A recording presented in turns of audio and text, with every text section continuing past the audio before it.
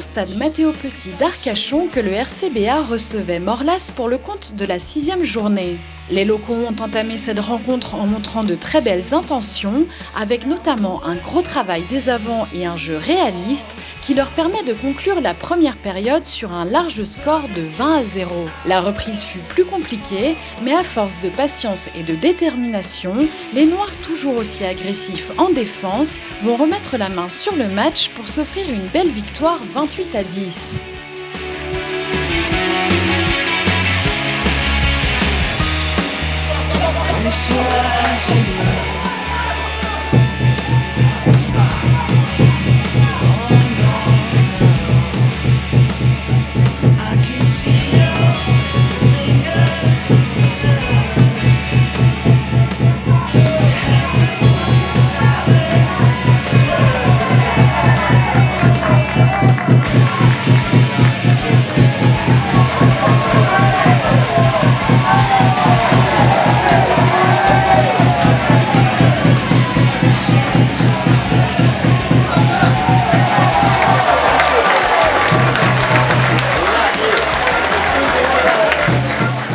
Une bonne entame, on est en place par rapport au projet de jeu, par rapport à ce qu'on s'est dit toute la semaine. Voilà, on avait à cœur de se rattraper par rapport à la prestation de salle où on gagne, mais sur le contenu on n'est pas vraiment dans nos objectifs. Donc du coup voilà, on avait vraiment à cœur de se rattraper sur ce match ici à domicile face à une belle équipe de Morlas. C'est une belle équipe, ils sont revenus, ils se sont accrochés, ils ont des joueurs d'expérience. Donc voilà, il y a eu un petit passage à vide sur les 20 premières minutes de la seconde mi-temps. Mais après, voilà, on tient le ballon, on arrive à bien défendre aussi. Donc voilà, on ne s'est pas trop affolé et on sait qu'il faut qu'on reste constant sur 80 minutes. Ouais.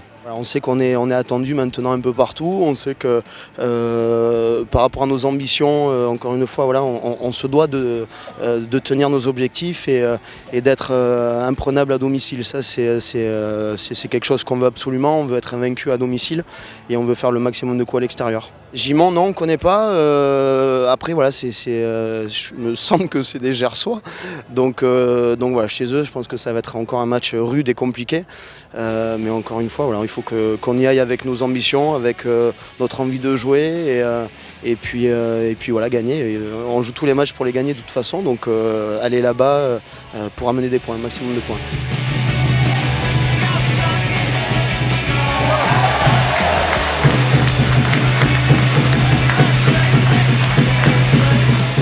Écoute, c'est un match du dernier bloc là, qui nous intéressait, sur lequel on avait vraiment mis le voyant en rouge, parce qu'on savait que Morlas est une équipe de haut de tableau, qui prétend la qualif et qui prétend aussi l'accession en Fédéral 1.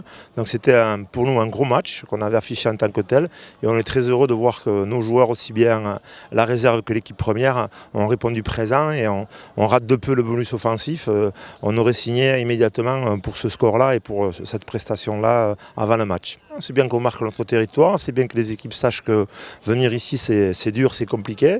Donc c'est intéressant. Maintenant ce qu'il faut c'est qu'on arrive à faire la même chose à l'extérieur. On a un petit frein sur l'extérieur qui fait que on s'exprime moins bien, on se met peut-être un peu trop la pression et donc on n'exprime pas nos qualités. C'est hyper important pour une équipe qui prétend finir en tête de poule, c'est ce qu'on a affiché comme ambition.